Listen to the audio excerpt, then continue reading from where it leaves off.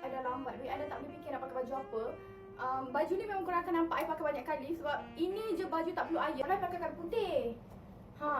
Okey kan? Hai, now kita dah sampai dekat event. Masya Allah Sally, even berbadan 3 pun masih gah lagi nak keluarkan produk ya. Tapi kita tumpang happy sangat sebab finally dapat keluarkan koleksi ikut cita rasa dia sendiri tau. And yang paling best, dia siap collab dengan penyanyi nombor 1 Malaysia, Dato' Alif Syukri. And korang tahu tak, Dato' Alif Syukri ni pula penyumbang terbesar zakat negeri Selangor.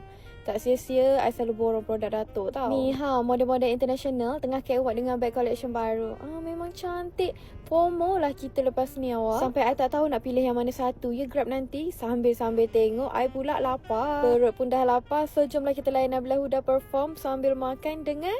Cerita dengan siapa? Miabel. Kali ni makan kita tak ada ulam-ulam ya. Kita main sauk je. Lepas makan kita sambung reunion. Ambil gambar dengan model-model pula. Hello macam mana. And yes, I dapat sempat lapkan mulut Izara Aisyah Okay, kita riak sikit. Orang yang I dah lama nak jumpa, tiba-tiba I terjumpa dekat event ni, memang happy lah. Lepas tu Mia pula suruh I jadi model bag. So kita bergambar lah and TikTok sikit. Kita buat TikTok dengan Chess. Also dengan Almayan juga. Korang jangan lupa tau, masuk live Dato' Alif Syukri pada 27 Oktober pada pukul 8 malam. Battle semua bag-bag yang dia ada. Stok limited tau. Sampai cepat dia dapat.